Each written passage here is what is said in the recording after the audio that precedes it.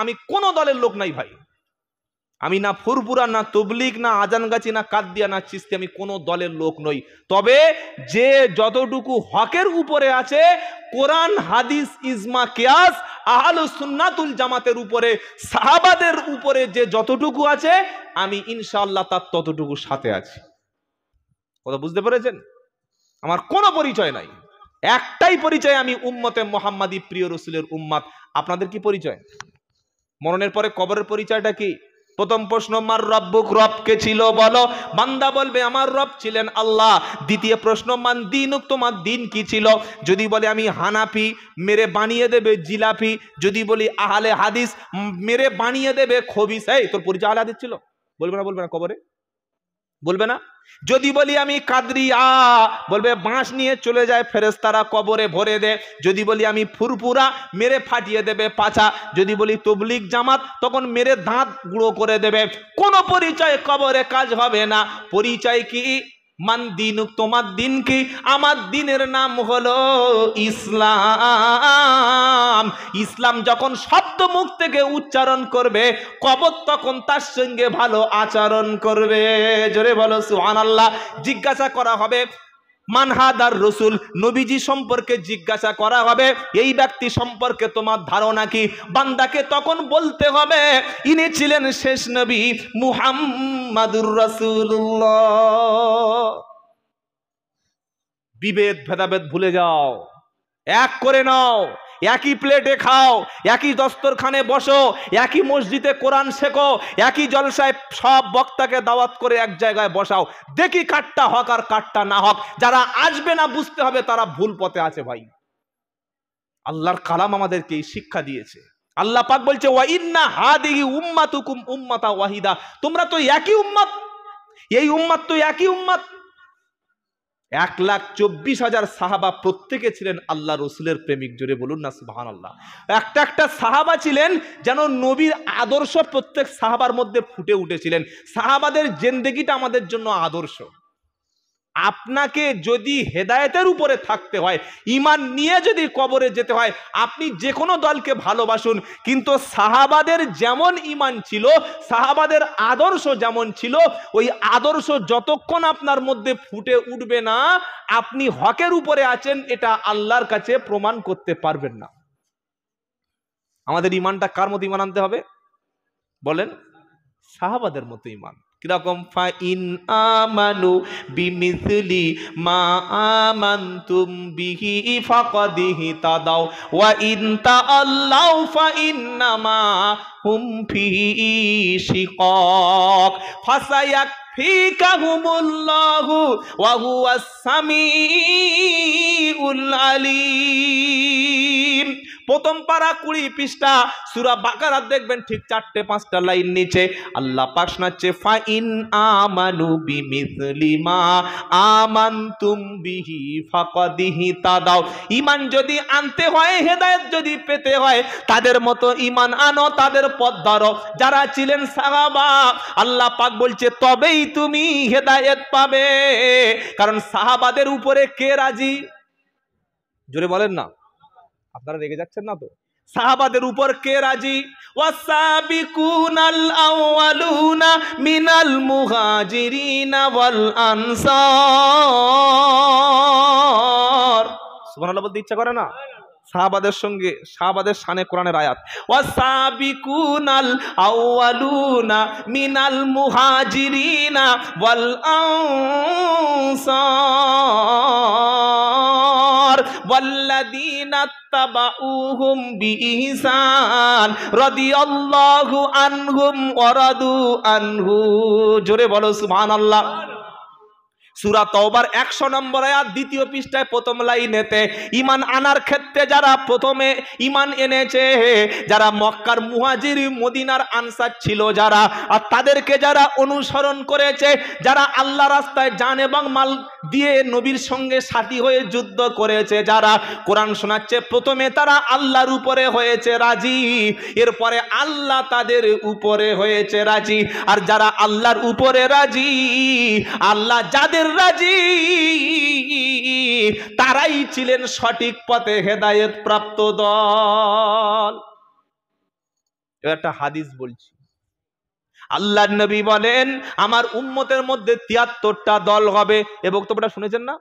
এই হানানা বলেন না, শুনে শুনে কান ঝালাপালা। বাবারা বাবারা, আমার আব্বা জানেরা, ও ভাই জানেরা, আমার উম্মতের মধ্যে ৭৩টা দল হবে।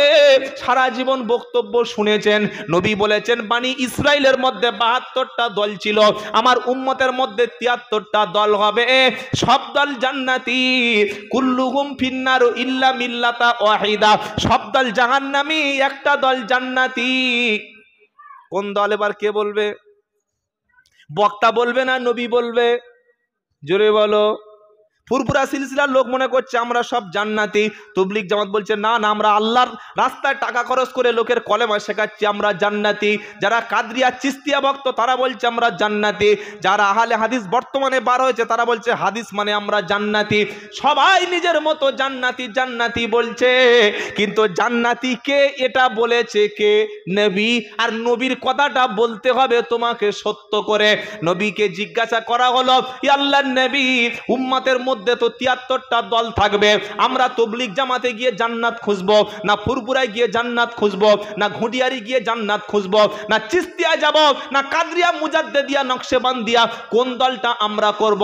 না বাংলাদেশে ১৭,০০০ পীর আছে সেই কাছে যাব, কোথায় গিয়ে জান্নাত খুঁজবো বলে দাও।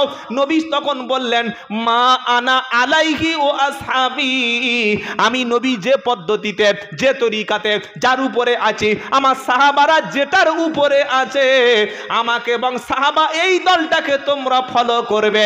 নবী এবং সাহাবাদের ফলো করা দল জান্নাতি। খাতা আর কলম নিয়ে বাড়িতে সকালে বসে আপনি হিসাব করবেন যে সাহাবাদের জিন্দেগির সঙ্গে আমার আমার জীবনটা মিলল কি না। সাহাবারা ফজরের নামাজের সময় ঘুমিয়ে থাকতেন, সাহাবারা জীবনে বিড়ি খেতেন, সাহাবারা গাঁজার কোলকে ধরাতেন, সাহাবারা বনের জমি মেরে খেতেন, হ্যাঁ, সাহাবারা জীবনে বাপ মার সঙ্গে খারাপ আচরণ করতেন, সাহাবারা সন্তানদের কোরআন থেকে দূরে রাখতেন, সাহাবারা জীবনে নবীর কথা অমান্য করতেন। সারা বছর নামাজ নাই, পেশাব করে পানি নাই, আর মিলাদের দিন মাথায় টুপি দিয়ে এমন জোরে বসে সুপিয়ে দরুদ শরীফ পড়ছে, মনে করছে ব্যাস। এই বাবাজিরা, সারা বছর যে পেশাব করে পানি নেয় না, যার পাইপ লিক হয়ে আছে তার দরুদটা মদিনায় পৌঁছাবে বলে আশা করা যায়? আগে পাক হন, পবিত্র হন, এই জবান থেকে মিথ্যা ছাড়ুন, হারাম ছাড়ুন, গীবতটা ছেড়ে দিন। নিজের মুসলমানের দোষ না বললে যার পেটের ভাত হজম হয় না, যার গ্যাসের ওষুধ খেতে হয় না, গীবত করলে পেটের গ্যাস কমে যায়, এই বদমাশের দরুদ মদিনায় পৌঁছাবে? আর এর বাড়ি মিলাদ করলে কাজ হবে? আমাকে তো দাওয়াত করলেই আমি চলে আসব। এত কান্না কাঁদবো, কেঁদে কেঁদে কেঁদে আমার চোখ ভিজে, জামা কাপড় ঘেমে যাবে, তা না হলে কি আর বাড়িওয়ালা আমাকে ১০,০০০ দেবে? কিন্তু সত্য কোনটা? সত্য হচ্ছে এটা, বেনামাজির জন্য কান্নাকাটি করে কোনো লাভ হবে না। বাপ মাকে যে ভাত দেয় না, তার বাড়িতে আবার মিলাদ কিসের ভাই? যে নিজের জন্মদাতা পিতাকে দুটো খেতে দিল না, গর্ভধারিণী মাতাকে দুটো খেতে দিল না, তার বাড়িতে মিলাদ পড়ে লাভটা কি হবে? তার বাড়িতে কোরআন খতম করে আমার লাভ কি? এটা বললে আমার ব্যবসা কমে যাবে, এজন্য সত্যটা গোপন করব নাকি? অত সহজ নয়। বেনামাজির বাড়িতে আর যারা প্রকাশ্য আল্লাহ দুশ্মন, তাদের বাড়িতে কোরআন খতম মিলাদ করে যদি কোনো লাভ পাওয়া যেত, তাহলে সুদখোর বড় লোকেরা সবাই জান্নাতে চলে যেত। প্রথমে আপনাকে ঠিক করে নিতে হবে ৫ ওয়াক্ত নামাজ যেন আমার জীবন থেকে কোনোদিন ছুটে না যায়। বলুন ইনশাআল্লাহ। প্রথমে আপনাকে ঠিক করে নিতে হবে যে আমি যে কোনো মূল্যে পবিত্র কোরআন শিখব ইনশাআল্লাহ। বলেন, সে মসজিদে বসে হোক, ফুরফুরা শরীফে হুজুরের দরবারে বসে হোক, আর জামাতে গিয়ে হোক, আর যে কোনো আলেম ধরে হোক, আর বাড়িতে ১০,০০০ টাকা হাফেজ সাহেবের পকেটে দিয়ে পায়ে ধরে হলেও মৃত্যুর আগে আপনাকে কোরআন শিখে তবে কবরে যেতে হবে। কোরআন শিখে না কবরে গেলে আল্লাহ পাক কখনো আপনাকে রেহাই দেবে না। এই যে মাদ্রাসাটা দেখছেন, এটা হচ্ছে শিক্ষার ঘর। জোরে বলুন সুবহানাল্লাহ। অনেক বৃদ্ধ মানুষ বলবে হুজুর আমার তো বুড়ো হয়ে গেছে, চোখ নাই, দাঁত নাই, তো কোথায় শিখবো? আপনার না শেখার পরিবেশ না থাকে, আপনার ইমাম সাহেবের কাছে মাগরিবের পরে একটু বসবেন। যে সূরাগুলো এভাবে প্লাস্টিকটা পড়াবি নাকি, ভাড়া দিতে হবে নাকি? কে বলেছে সব ধূপবাতি দিতে? ভাড়ার প্লাস্টিক পুড়িয়ে মাদ্রাসা কমিটির গাড়ি থেকে এবার ক্ষতি, ওটা তুলে তো। যত মশা জানো সব দাহারানি ঢুকেছে। এত বড় বড় পিস সাহেব আসছে আর মশা আসছে কেন তাহলে? এত বড় বড় 20,000 30,000 টাকার বক্তার মশা।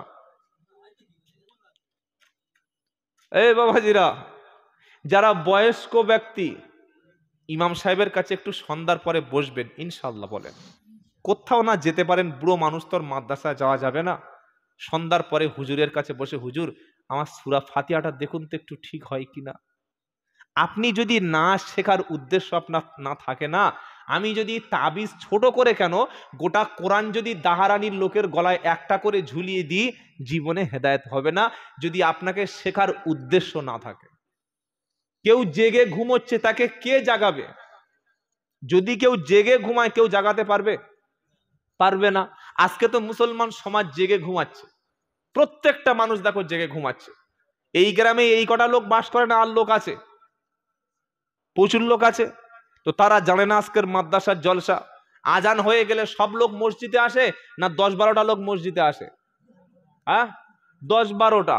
বলুন তো, আজান হয়ে গেলে যাদের মসজিদে দেখতে পাওয়া যায় না, জীবনে যারা মসজিদে আসে না, যার বাড়িতে কোরআন পড়ার কোনো লোক নাই, যে ব্যক্তি সবসময় হাঁটুর উপরে কাপড় তুলে থাকে, যে ব্যক্তি গোসল ফরজের গোসলটা আজও ঠিক করে জানে না, এই ব্যক্তি কি কিয়ামতের দিন জান্নাতের দাবি করতে পারে? বলেন। বিজেপির ভোট দেবে আর শওকত মোল্লার কাছ থেকে ঘর নেবে, মুখ থুবড়ে দেবে না? এই দেবে না, দেবে না? জোরে বলো না। সারাদিন বিজেপির পার্টি অফিসে ঘুরবে আর সন্ধ্যাবেলা শওকত দা ত্রিপল দাও, ত্রিপল দেবে না, কাপড়ের কাপড় পাঠাবে। ভেবে বলবেন কথাটা। সারা জীবন শয়তানের দলে, বদমাইশির দলে, মদের গাঁজার দলে, আর মরে গেছে বলছে বিসমিল্লাহি ফি সাবিলিল্লাহ ওয়া আলা মিল্লাতি রাসূল। আস্তে চাল্লা, ফেরেশতা বলছে আস্তে চাল্লা, তো মিল্লাত ফিল্লাত করিস না। ও কি মিল্লাতের মাল ছিল আমি জানি, যার জিন্দেগিটা শয়তানি বদমাইশি রাস্তায় হেঁটেছে, মরণের পরে বলছে মাইয়েতের মুখ কোন দিকে? বলছে মাইয়েতের মুখ উপরের দিকে। বলছে এই এক কাজ কর, আপনাদের কিবলা এদিকে তো, উত্তর দিকে মাথা হয়, দক্ষিণ দিকে পা হয়। বলছে মাইয়েতকে শুইয়ে দিয়ে মাইয়েতের মুন্ডুটা ধরে একটু স্টেরিয়ার মতো ঘুরিয়ে বাঁদিকে কাত করে কেবলামুখী করে দিবি। কেন ভাই? বলছে সারা জীবন তো লোকটা নামাজ কালাম অত পড়েনি, তো মরণের পরে মুখটা যেন মদিনার দিকে থাকে, কাবা শরীফের দিকে থাকে। আপনি ভেবে বলুন, জ্যান্ত অবস্থায় যার মুন্ডুটা কোনোদিন মসজিদে ঢোকেনি, জ্যান্ত অবস্থায় যার মাথাটা কেবলামুখী হয়নি, জ্যান্ত অবস্থায় যার মাথাটা কোনোদিন নিচু হয়নি, মনের পরে ওর ঘাড় মুটকালে আল্লাহ নেবে নাকি? ভেবে বলবেন কথাটা, কখনো না। সেজন্য জলসা মানে পরিবর্তনের জায়গা। নিজের জীবনটা পরিবর্তন করুন। জীবনে দুটি জিনিস অন্তত করুন, নামাজটা ধরুন আর কোরআন ধরুন। কটা? আমি কোনো আর অন্য কিচ্ছু আপনাকে ছাড়তে বলছি না, শুধু দুটো আমল আজ থেকে করবেন, নামাজটা পড়বেন আর কোরআনটা শিখবেন। এটা পারবেন ইনশাআল্লাহ? ইনশাআল্লাহ বলেন। অনেকে হুজুর দোয়া জানি না, কিচ্ছু জানার দরকার নাই, আল্লাহু আকবার বলতে পারেন তো? আল্লাহু আকবার জানেন না? আল্লাহু আকবার বলে কাপড়টা পাক করে মসজিদে নামাজ পড়ুন। আস্তে আস্তে আস্তে 4টে সূরা শিখে নেবেন, ইনশাআল্লাহ আপনার নামাজ কমপ্লিট হয়ে যাবে। জোরে বলুন সুবহানাল্লাহ। 4টে সূরা, 4টি দোয়া, এই দিয়ে নামাজ শুরু করুন, আস্তে আস্তে করে শিখবেন। শেখার কোনো শেষ নাই। আজ আমাদের যুব সমাজ তারা ইসলাম থেকে অনেক দূরে সরে যাচ্ছে ভাই। আমি যদি আমার ছেলেকে নামাজি না করে যেতে পারি, আমার ছেলেটাকে যদি আমি কোরআন না শিখিয়ে যেতে পারি, তো আমার মরণের পরে কেউ আমার ছেলেটাকে মসজিদে আনবে না। আমি যদি আমার ছেলেকে কোরআন না শিক্ষা দিয়ে যাই, আমার ছেলেটাকে আমি যদি শিক্ষিত না বানিয়ে যাই, আমার ছেলেটাকে যদি আমি মানুষ না বানিয়ে যাই, আমার মরণের পরে পৃথিবীর কেউ আর আমার ছেলেকে মানুষ বানানোর চেষ্টা করবে না, কেউ করবে না। আপনি আপনার দায়িত্ব নেন, কথা মনে থাকবে ইনশাআল্লাহ। তাই আল্লাহ পাক শুনে দিচ্ছে, ইন্না হাদিহি উম্মাতুকুম উম্মাতাও ওয়াহিদা ওয়া আনা রাব্বুকুম ফাত্তাকুন। করুন। তাহলে নবী 73 দল বলে গেছে, এক দল জান্নাতে যাবে, দলটা কোনটা নিজেরা ঠিক করবেন। নবী বললেন, আমি যে পথে আমার সাহাবারা যে পথে, আমি যে পথে আমার সাহাবারা যে পথে, আমার জিন্দেগিটা আমার সুন্নাতটা যার মধ্যে পাবে, রসুলের কাছাকাছি কিয়ামতের দিন সেই ব্যক্তিকে পেয়ে যাবে। জোরে বলো। একজন হাক্কানি পীরের কাছে একটা মুরিদ গেছে, 1 মাস তার বাড়িতে খেলো। মুরিদ চলে যাচ্ছে, যাওয়ার সময় বলছে, হুজুর আসসালামু আলাইকুম। পীর সাহেব বলছে, বাবা 1 মাস তো খেলে, কিছু বলে যাও আমার মধ্যে কি দেখলে। বলে, হুজুর আপনার কাছে এসেছিলাম আপনার কোনো কেরামতি দেখবো বলে। বলছে, কোনটা দেখেছো? বলছে, হুজুর না কিছুই পাই নাই, তবে একটা কেরামতি আপনার, একটা কাজ আপনার মধ্যে দেখেছি। এই 1 মাসের মধ্যে আপনি কখনো সুন্নাতের বড় খেলাপ কোনো কাজ করেন নাই। জোরে বলুন সুবহানাল্লাহ। খেয়েছেন সুন্নাতি তরিকায়, দস্তরখান বিছিয়ে, 2টো হাত ধুয়ে বিসমিল্লাহ বলে, শুয়েছেন সুন্নাতি তরিকায়, ঘুমিয়েছেন সুন্নাতি তরিকায়, পোশাক পরেছেন সুন্নাতি তরিকায়। আপনার বাড়ির মধ্যে প্রত্যেকটি আমল, আপনার ঘুমানো, খাওয়া, কথাবার্তা, চলাফেরা, যা কিছু দেখেছি সবকিছু 1 মাস দেখেছি নবী সুন্নাতের উপরে, সুন্নাতের বাইরে কোনো আমল আপনার জীবনে দেখি নাই। ওই সময় পীর সাহেব বললেন, এ মুরিদ তুমি চলে যাচ্ছ, শোনো, তুমি আমার কারামতি দেখতে এসেছো, এটাই সবচাইতে বড় কারামতি পীরের। যে পীর সুন্নাতের উপরে পাবন্দি, এটাই হলো পীরের সবচাইতে বড় কারামত। জোরে বলো সুবহানাল্লাহ। যে পীরের মধ্যে সুন্নাত নাই, যে আলেমের মধ্যে নবীর কোনো সুন্নাত নাই, এখানে যে ড্রেস পরে আছি বাড়িতে গেলে সম্পূর্ণ আলাদা, এখানে কোরআনের কথা বলছি বাড়িতে গেলে সম্পূর্ণ আলাদা, এখানে মজলিসে এসেছি তাই সবার সামনে বক্তা, আর বাড়িতে গেলে আমার চরিত্রটা সম্পূর্ণ আলাদা। টাকা ছাড়া কিচ্ছু চিনি না, যার টাকা যে আমার বেশি দেবে সেই দলের দিকে আমি চলে যাব, যে ভক্ত আমার টাকা দেবে তার জন্য আমি কেঁদে দেব, যে আমার বাড়িতে ভালো খাবার নিয়ে যাবে তার জন্য দোয়া করব। একবারও নামাজের কথা বলবো না, একবার কোরআন শিক্ষার কথা বলবো না। এটা কখনো সুন্নাত কখনো হতে পারে না। আল্লাহর হাক্কানি ওলি আর পীর হলো সে দুনিয়ার পিছনে লাথি মেরে আখিরাতের রাস্তা ধরেছে, যে খাঁটি অরিজিনাল পীর বর্তমানে সে। জোরে বলো। এটা দেখতে হলে দূরবীন লাগবে, মাইক্রোস্কোপ যন্ত্র লাগবে, তাছাড়া খুঁজে পাওয়া, জোরে বলো, যাবে না। তাই আল্লাহ পাক শোনাচ্ছে, তোমাদেরকে কোরআন দিয়েছি সবাইকে মজবুত করে ধরো, নিজেদের মধ্যে বিচ্ছিন্ন হয়েও না। আর বিচ্ছিন্ন হয়েও না, সবাই মিলে যখন তোমরা এক জায়গায় হবে, এক জায়গায় হওয়ার পরে সূরা আল ইমরানে আল্লাহ আবার দায়িত্ব দিচ্ছে। আল্লাহ বলছে, বিচ্ছিন্ন তোমরা ছিলে, কোরআন এসে এক করে দিল, পরস্পর বিভেদ করেছিলে, সবাইকে এক করে দিলাম। এইবার একটা দায়িত্ব উম্মতের কাঁধে দিয়ে দিলাম। কি দায়িত্ব আমাদের জানা আছে? শুধু জলসা দেওয়া? হ্যাঁ, বাড়িতে ইসালে সব না। দায়িত্বটা কি? ওয়ালতাকুম মিনকুম উম্মাতুন ইয়াদউনা ইলাল খায়র ইয়ামুরুনা বিল মা'রুফি ওয়া ইয়ানহাউনা আনিল মুনকার ওয়া উলাইকা হুমুল মুফলিহুন।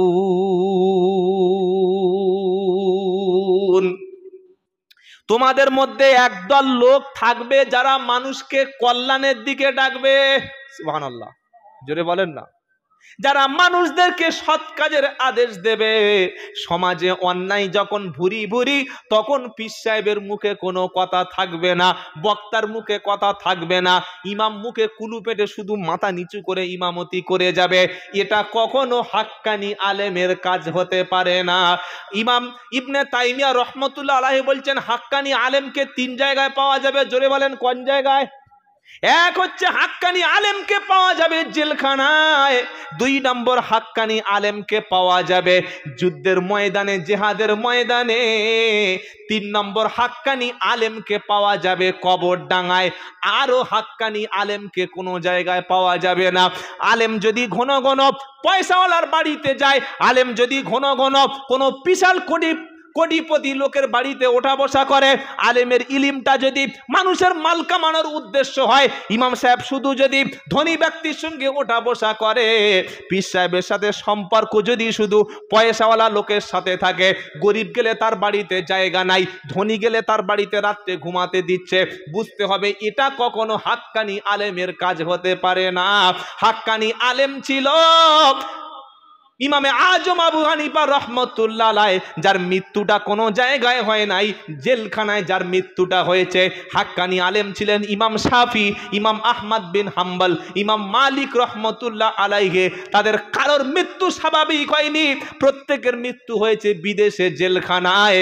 আর বর্তমান হাক্কানি আলেমগুলো যদি দেখতে হয়, দেখতে চলে যান, বাংলাদেশে আছে, আমাদের দেশেও আছে, অধিকাংশ পড়ে আছে যুদ্ধের ময়দান। যুদ্ধের ময়দান মানে লড়াই করছে, বন্দুক নিয়ে নয়। বর্তমান যুদ্ধের ময়দান সবচাইতে হলো কোনটা জানেন?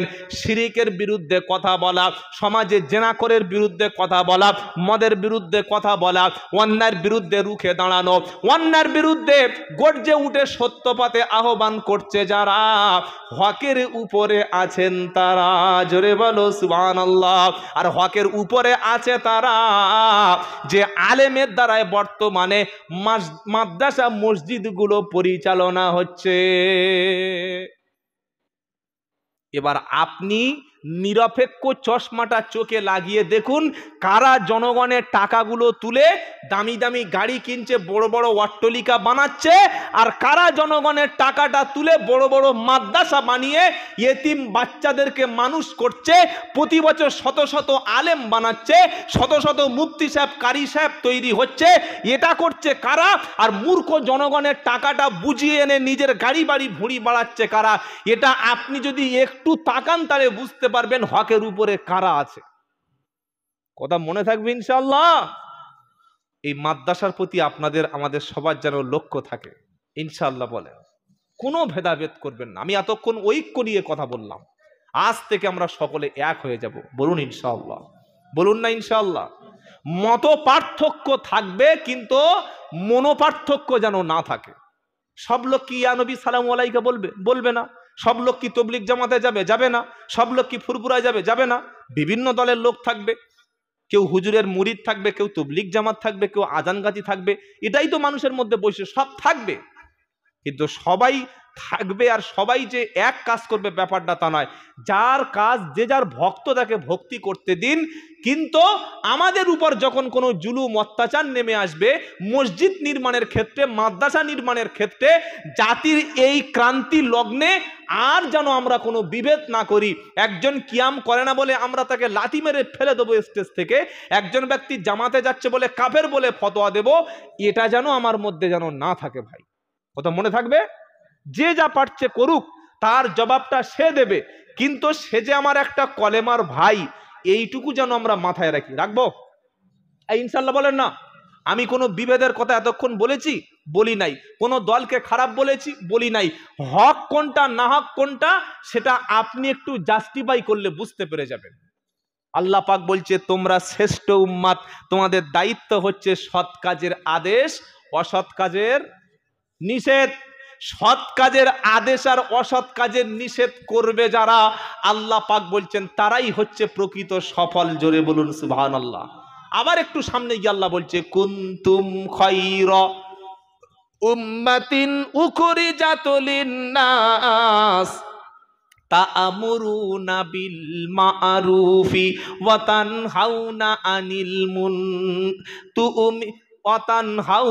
আনিল মুনকারি ওয়া তু'মিনুনা বিল্লাহ। তোমরা উত্তম জাতি, তোমরা তো সবচাইতে শ্রেষ্ঠ জাতি।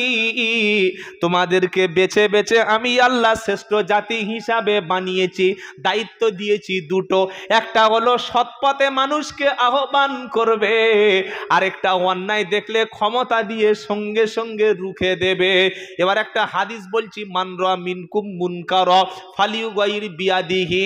আল্লাহর নবী বলছে, তুমি যদি কোনো অপরাধ দেখো, তুমি যদি কোনো অন্যায় দেখো তোমার চোখের সামনে, ক্ষমতা থাকলে তুমি রুখে দাও। প্রধান এমএলএ এমপি হলে তুমি ক্ষমতা দিয়ে রুখে দাও। ইমাম হলে কমিটির দ্বারা সেই অন্যায়কে রুখে দাও।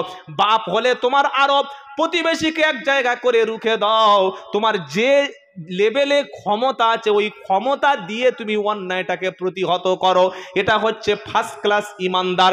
ফাইল্লাম ইয়াস্তাতি ফাবিলিসানিহি, যদি হাত দিয়ে ক্ষমতা রুখে দেওয়ার ক্ষমতা তোমার না থাকে, তুমি মুখ দিয়ে কমপক্ষে প্রতিবাদ করো। তুমি একা দেখছো পুরো সমাজ অন্যায় করছে, কেউ তো কারো কথা শোনে না, তোমার মধ্যে ঈমান আছে, মুখ দিয়ে প্রতিবাদ করে, অন্তত প্রতিবাদ করে নিজের ঈমানের পরিচয় দাও।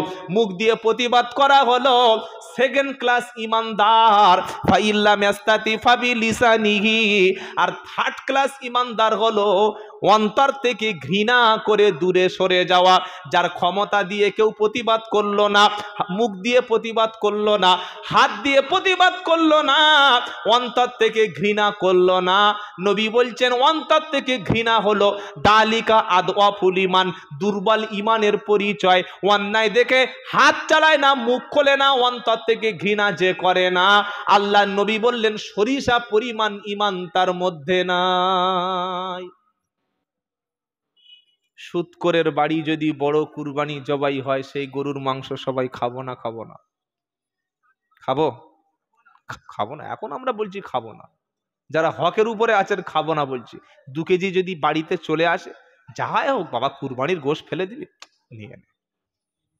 সুদখোরের বাড়ি খাবো না আমরা সবাই চিৎকার করে জলসায় বলছি, কিন্তু সুদখোর যদি 5000 টাকা হাদিয়া আমার পকেটে দেয়, তখন কি হবে? আল্লাহর নবী সুদের সঙ্গে যুদ্ধ ঘোষণা করেছেন, বলুন নাউজুবিল্লাহ। আজকের গোটা সমাজ রন্ধে রন্ধে রন্ধে রন্ধে সুদ ঢুকে গেছে। এটা থেকে বাঁচানোর উপায় কি? বাঁচানোর উপায় একটা হচ্ছে মানুষের মধ্যে আল্লাহর প্রতি ভয় তৈরি করা। আল্লাহর ভয় যখন বান্দার দিলে থাকবে, ওই বান্দাকে যদি গুলিও করেন 1 টাকার হারাম খাবে না। কি বলছেন আপনারা? এই হ্যাঁ না বলেন না? আল্লাহর ভয় যখন কোনো মানুষের সিনায় আসবে, খৌফে ইলাহি যখন কারোর মধ্যে তৈরি হবে, তাকে দিয়ে সুদ খাওয়ানো দূরের কথা, 1 টাকা ঘুষ খাওয়ানো যাবে? যাবে না। তার মেয়ের ছেলের বিয়েতে কখনো 15 টাকা সে দাবি করবে? করবে না। যখন আল্লাহর ভয় কারোর মধ্যে থাকবে, আর এই আল্লাহর ভয়ে কাদের মধ্যে সবচাইতে বেশি আছে জানেন? ইন্নামা ইয়াখশাল্লাহ মিন ইবাদিহিল উলামা। আল্লাহ পাক বলছে শুনে রাখো, আমার বান্দাদের মধ্যে সবচাইতে ভয় করে আমার তারা আলিম সম্প্রদায় যারা। জোরে বলুন, কোন আলেম? যে আলেম টাকা ছাড়া জলসায় আসে না, কম দিলে বদদোয়া করে, ভক্তদেরকে জাহান্নামে পাঠিয়ে দেওয়ার বদদোয়া করে, এটা কি হক্কানি আলেম? জোরে বলেন। টাকা 500 টাকা কম দিলে বক্তার চোখ যদি সম্পূর্ণ ঘুরে অন্যদিকে হয়ে যায়, বুঝতে হবে এটা কখনো হক্কানি আলেম হতে পারে না। হাক্কানি আলেম সে প্রয়োজনে সত্য কথা বলে জেল খাটবে, যে সেটা দেখিয়েছেন আল্লামা দেলোয়ার হোসেন সাইদি। জোরে বলুন সুবহানাল্লাহ। সেটা দেখিয়েছে ইমামে আজম আবু হানিফা, যাকে জেলখানায় বিষ দিয়ে হত্যা করে দেওয়া হয়েছে। আল্লাহু আকবার। আমরা মুখে হানাফি, কিন্তু কাজে কি আমরা হানাফি? হানাফি হতে চাও, জেল আর জরিমানা জুলুমের মুখোমুখি হতে হবে, তবে তুমি হানাফি। খালি মুখে বলছে হানাফি মাযহাব মানি, অথচ অন্যায়ের প্রতিবাদ আমরা করতে শিখি না। তাই সকলে ঐক্য সহকারে আমরা থাকবো, বলুন ইনশাআল্লাহ। তাহলে এতক্ষণ যে কথাগুলো বললাম, এই মাদ্রাসাটা কার? আল্লাহর। কোরআন কার? আল্লাহর। এই গ্রামে কত মানুষ বাস করে আমার দেখার দরকার নাই।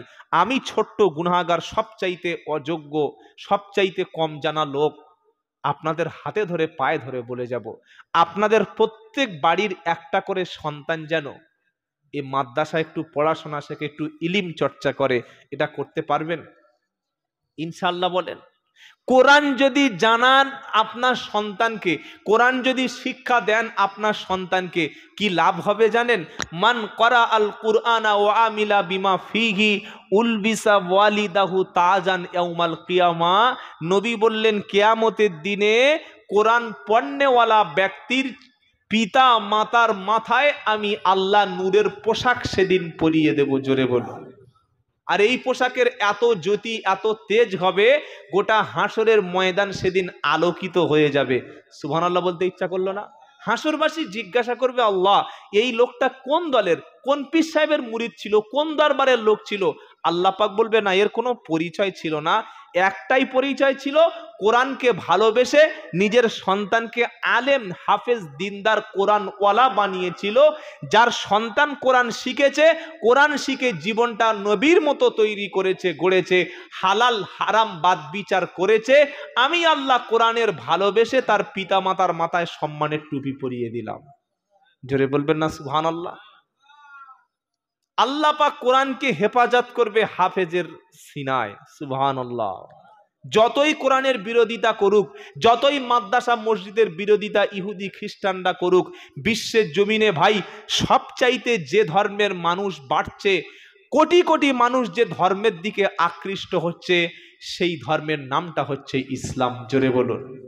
আমেরিকায় জলসা হয় না ভাই, আমেরিকায় ইসালে সব হয় না, এরকম জলসা হয় না। কিন্তু আমেরিকার মুসলমান এত ইসলাম গ্রহণ করছে কেন? আর আমাদের পশ্চিম বাংলায় প্রত্যেক দিন কয়েক হাজার জলসা হচ্ছে, তারপরের দিন লোক দাড়ি চাচ্ছে কেন? তারপরের দিন মিথ্যা বলছে, সুদ খাচ্ছে কেন? তার কারণ হলো America, Europe, France, Canada, German, Australia, Russia, এই সমস্ত দেশের মুসলমান কোনোদিন মুসলমানদের দেখে ইসলাম গ্রহণ করে না, কোনোদিন বক্তাদের বক্তব্য শুনে ইসলাম গ্রহণ করে না। তারা প্রথমে বাজারে যায়, একটা কোরআন শরীফ কেনে, নবীর একটা জীবনী কেনে, এই কোরআনটা প্রথমে নিজের মাতৃভাষায় পড়ে, নবীর জীবনীটা প্রথমে নিজের মাতৃভাষায় পড়ে, আর যখন কোরআন বুঝতে পারে হক, নবী মুহাম্মদ সাল্লাল্লাহু আলাইহি ওয়াসাল্লাম ছিলেন একজন পারফেক্ট মহামানব, আল্লাহর কালাম, নবীর জীবনী পড়ে তখন নিজের ভুলটা বুঝতে পেরে তার পরের জুমায় কলেমা পড়ে মুসলমান হয়ে যায়। এবার আপনি ভেবে বলুন ভাই, আজকে জলসাতে কোরআনের ব্যাখ্যা, যে আজকে জলসা থেকে কোনো বক্তা কি বলছে যে কোরআনটা আপনারা নিজেরা মাতৃভাষায় পড়বেন? একজন দুজন বলছে। বেশিরভাগ বক্তা কি বলছে? তুমি বাবা মূর্খ সূর্খ মানুষ, কোরআন পুরাণ ওসব বুঝবে না, এই কোরআন পড়তে গেলে 15টা ইলম লাগবে, তুমি পারবে নাকি? অনেক কঠিন জিনিস, খবরদার কোরআন পড়বে না। এই আমার লেখা একটা বই আছে, এটা পড়ো, এতে কিছু ওজিবা, কিছু জিকির, কিছু দরুদ শরীফ, এগুলো আমল করো। আরে ভাই, কোরআনের অনুবাদ পড়লে মানুষ ভালো হবে, নবীর জীবনী পড়লে মানুষ ভালো হবে। কোন মুসলমান ততক্ষণ নবীর ভালোবাসা তার অন্তরে তো সৃষ্টি হবে না, যতক্ষণ নবীর সেই কষ্টের কথাগুলো তার চোখের সামনে ফুটে না উঠবে। আপনারা কি বলছেন বলেন? শুধু 12ই রবিউল আউয়াল একদিনে নবী দিবসের নামে কিছুটা ঘটনা হবে, সারা জীবন নবীর কথা আলোচনা হবে না। আরে রসুলের প্রেম কি করে আমাদের ভিতরে আসবে?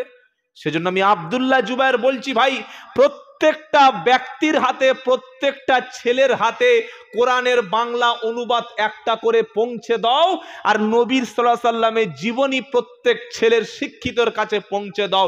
1 বছর 2 বছর পরে দেখবে জাতি কিভাবে সত্যটা ফিরে পায়। কথা মনে থাকবে ইনশাআল্লাহ। আমি বক্তব্য করে চলে গেলে আবার কেউ এলাকায় এসে বলবে, এ শালা আহলে হাদিস, এ আমাদের দলের নয়, এ কোরআন পড়তে বলে গেছে। আচ্ছা, কোরআন পড়তে বললে সে কোনোদিন গোমরাহি হয়? হাদিস পড়তে বলে গেলে সে কোনোদিন গোমরাহি হয়? তবে মনে রাখবেন, কোরআন পড়বেন, হাদিস পড়বেন, নবীর জীবনী পড়বেন, আর এটা শিখবেন, ট্রেনিং নেবেন যোগ্য একজন হাক্কানি আলেমের কাছে। কথা মনে থাকবে ইনশাআল্লাহ। মনে থাকবে, বাজারে বিভিন্ন ওষুধ আছে, গ্যাস হয়েছে যদি পায়খানার ওষুধ খান 12টা বেজে যাবে, যাবে না? যাবে না।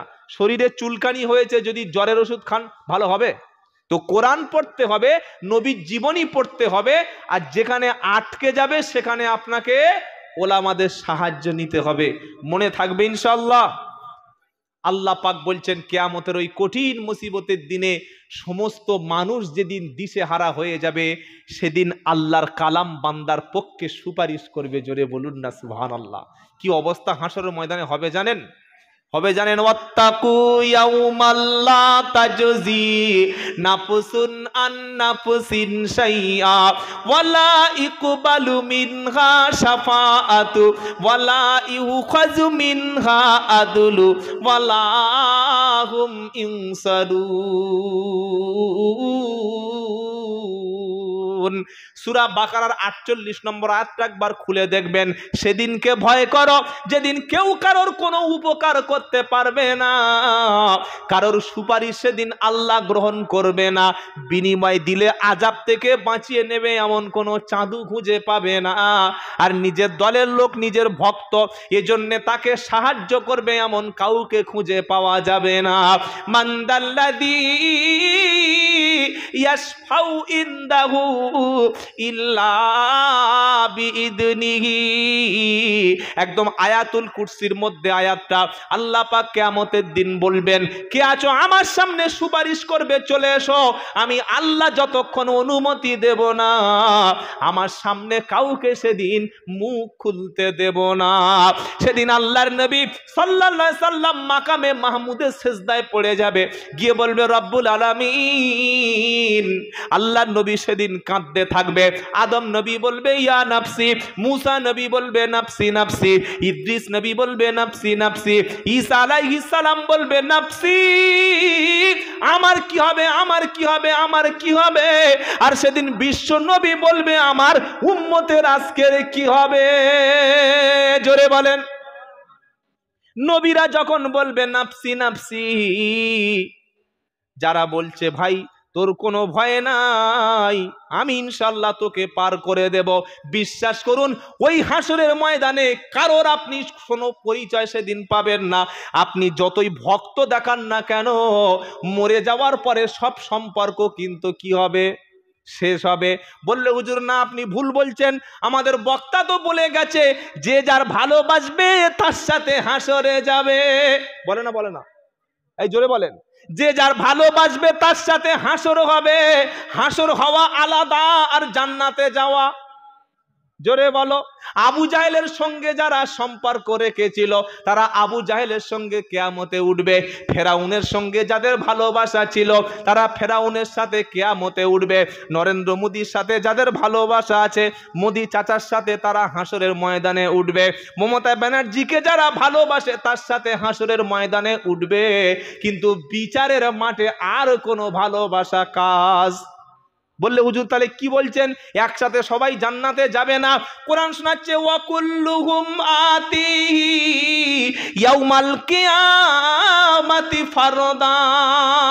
16 পারা 10 পৃষ্ঠা 15 নম্বর লাইনের 95 নম্বর আয়াত, সূরার নাম মারিয়াম। কেন এই সত্য কথাটা জাতির কাছে আজকের বক্তারা বলল না? ওয়াকুল্লুহুম আতিহি ইয়াউমাল কিয়ামাতি ফারদা। তোমরা যখন আমি আল্লাহ আমার সামনে আসবে, প্রত্যেককে আলাদা আলাদা করে তুলবো, ইমামকে আলাদা ডেকে নেব, মুক্তাদিকে আলাদা আমার সামনে হাজির করাবো, পীর সাহেবকে সম্মানের সঙ্গে আমার কাছে আনবো, মুরিদকে আলাদা আলাদা আনবো, বাপ আসবে আলাদা, বেটা আসবে আলাদা, ছেলেগুলো বাপের সঙ্গে একসঙ্গে হুড়মুড় করে আল্লাহর সামনে দাঁড়ানোর ক্ষমতা সেদিন রাখবো না। সবাই আলাদা আল্লাহর সামনে সেদিন দাঁড়িয়ে যাবে, সব সম্পর্ক ছিন্ন হবে। বললে কোথায় লেখা আছে বলো? সব বক্তা বলে যাচ্ছে তো একসঙ্গে হাসরের ময়দানে হবে। আরে হাসর মানে জমা, জমা হবে একসাথে, বিচারও হবে কিন্তু সব আলাদা। মনে থাকবে ইনশাআল্লাহ, জমা হবে একসাথে, যে যাকে ভালোবেসেছেন তার সঙ্গে উঠবেন ঠিক, কিন্তু বিচার হবে কি আলাদা। বিচারের সময় কিন্তু সম্পর্কটা কেটে যাবে। কি হবে বলেন? সম্পর্কটা কেটে যাবে। এটা কোথায় লেখা আছে? আল্লাহ পাক শোনাচ্ছে ফালা আনসা ফাইদা নুফিকা ফিসসুরি ফালা আনসা বাইনাহুম ইয়াউমা ইদি ওয়ালা ইয়াতাসাআলুন। এটা 18 পারা 7 পৃষ্ঠা 10 নম্বর লাইনের সূরা আল মুমিনুনের 100 নম্বর আয়াত খুঁজলে আপনি আয়াতটা পেয়ে যাবেন। কোরআন শোনাচ্ছে ফাইদা নুফিকা ফিসসুরি ফালা আনসাবা বাইনাহুম। সেদিন সিংহায় যখন ফুঁক দেওয়া হবে, ইসরাফিল আলাইহিস সালাম বাঁশি নিয়ে রেডি হয়ে বসে আছে। কোথায় ফুঁক দেবে? জোরে বলেন। সিংহায় ফুঁক দিলে সঙ্গে সঙ্গে হাসরের ময়দান থেকে সবাই উঠে যাবে। সবাই যখন উঠবে, ফালা আনসাবা বাইনাহুম ইয়াউমা ইদি ওয়ালা ইয়াতাসাআলুন। ইউনসুরুন। আল্লাহ পাক বলছে সেদিন সব সম্পর্ক ছিন্ন হবে, কেউ কারোর খোঁজ নেবে না, জিজ্ঞাসা করবে না হুজুর কেমন আছো, জিজ্ঞাসা করবে না বাবা কেমন আছো, সবাই দেখে সেদিন মুখ ফিরিয়ে নেবে। কিন্তু আল্লাহর নবী তার উম্মতদেরকে নিয়ে জান্নাতে চলে যাবে। জোরে বলেন, নবীর সঙ্গে জান্নাতে যেতে চাই? এই যেতে চাই কি চাই না? চাই ইনশাআল্লাহ। সকলে মাদ্রাসার মহব্বতে এসছি তো? এই হ্যাঁ না বলেন না? মাদ্রাসার মহব্বতে এসছি। একটু পকেটে হাত দেন বিসমিল্লাহ বলে। তো মাদ্রাসার ছেলেরা কোথায় গেল? কারোর উপরে প্রেসার ক্রিয়েট করব না। 500 100 200 1000 কিচ্ছু বলবো না। বিসমিল্লাহ বলে যার কাছে যা আছে মাদ্রাসাকে ভালোবেসে একটু দিয়ে যাবেন। হযরত চলে এসেছেন, হুজুর চলে এসেছেন, আর কথা বলবেন না, বাংলাদেশ থেকে এসেছেন, আলহামদুলিল্লাহ, নারাই তাকবীর। ভাই কোনো আলেমকে কখনো অশ্রদ্ধা করবেন না ইনশাআল্লাহ বলেন, যে দলের হোক না কেন। আলেম মানে আমাদের মাথার তাজ, মনে থাকবে ইনশাআল্লাহ। আলেমদের সম্মান অনেক আছে। ভাই একটা চাদর নিয়ে একটু ভিতরে যান, বিসমিল্লাহ বলে। আল্লাহর বান্দারা যা আছে হোক, নিমামার চাইতে কানামামা ভালো। কি বুঝলেন? যাওয়ার পথে খাওয়ার মাছ, কথাটা বোঝেন? এই যাওয়ার পথে খাওয়ার মাছ বোঝেন না? অনেক মাছ ধরেছে, শেষে দেখছে যাই হোক একছানা ফেলে দিয়ে যায়। ফেলে যেরকম ছোট্ট একটা ওই কি মাছ বলে, রুই মাছ উঠেছে 500 মতো। তো বলছে যা এতক্ষণ ধরেছি এগুলো বিক্রি হবে, আর এই মালটা দুপুরে রান্না করে খাওয়া হবে। তো একটু বিসমিল্লাহ বলে আমাদের ভাইদের কাছে, মুরব্বীদের কাছে যান। সত্যি বলতে আমি যতগুলো প্রোগ্রাম করেছি আমার জীবনে এইরকম কোনোদিন এই পরিস্থিতি দেখিনি। জানি না কি অবস্থা আপনাদের, আল্লাহই ভালো জানে। তো আমি আরেকবার শেষ কথা বলে বিদায় নেব, অনুরোধ করব, বাবা বিসমিল্লাহ বলে যার কাছে যা আছে একটু দিয়ে যান। যদি 10 টাকা হয় সেটাও দান, সদকায়ে জারিয়া। একটু বিসমিল্লাহ বলে সহযোগিতা করুন। আমরা যারা এসেছি আল্লাহর বান্দারা, আমরা প্রত্যেক একটু সহযোগিতার হাত বাড়িয়ে দেব। বলুন ইনশাআল্লাহ, বলেন না ইনশাআল্লাহ। আল্লাহ প্রত্যেকের দানকে কবুল করুন, সকলে বলুন আল্লাহুম্মা আমিন। দান মানে হচ্ছে নিজের হায়াতকে বাড়িয়ে নেওয়া, সুবহানাল্লাহ বলবেন না? দান মানে হলো বিপদ থেকে নিজেকে বাঁচিয়ে নেওয়া। দানের দ্বারায় আল্লাহ অনেক গজব থেকে হেফাজত করে নেয়, জোরে বলুন না সুবহানাল্লাহ। কোনো বিপদ মুসিবত আসলে প্রথমে 2 রাকাত নামাজ পড়বেন, আর তারপরে নগদ ক্যাশ কিছু দান করে দেবেন। এই বিপদ আর মুসিবত থেকে বাঁচিয়ে নেবেন কে? জোরে বলেন আল্লাহ। কোনো বিপদ মুসিবত হলে আগে 2 রাকাত নামাজ, তারপরে কিছু সদকা, কিছু দান, এটা করবেন, ইনশাআল্লাহ নাজাত পেয়ে যাবেন। এতক্ষণ আমি মুসলিম ঐক্য নিয়ে কথা বলেছি, আমরা সব একভাবে থাকবো তো বাবা? এই ইনশাআল্লাহ বলেন, সকলে বলেন ইনশাআল্লাহ। কোনো বিভেদ করবেন না, নিজেকে কোনো দলের পরিচয় না দিয়ে আজ থেকে আমরা সকলে পরিচয় দেব, আমরা হলাম মুসলমান। বলুন সুবহানাল্লাহ। আমরা আল্লাহকে ভালোবাসি, রসুলে করিম সাল্লাল্লাহু আলাইহি সাল্লামকে ভালোবাসি, আমরা আলেম ওলামাদের ভালোবাসি, হাক্কানি ওলি হাক্কানি পীরদেরও ভালোবাসি, মাদ্রাসা মসজিদকে ভালোবাসি। আর এই ভালোবাসাটা শুধুমাত্র কার জন্য? জোরে বলেন, আল্লাহর জন্য। আল্লাহ যেন হাক্কানি আলেম ওলামাদের ভালোবাসা, মাদ্রাসা মসজিদের ভালোবাসা, প্রিয় রসুল পাক সাল্লাল্লাহু আলাইহি ওয়াসাল্লামকে জীবনের শেষ রক্ত দিয়ে হলেও রসুলের ভালোবাসা অন্তরে রেখে আমরা দুনিয়া থেকে বিদায় নেব। সকলে বলুন ইনশাআল্লাহ। এই কথা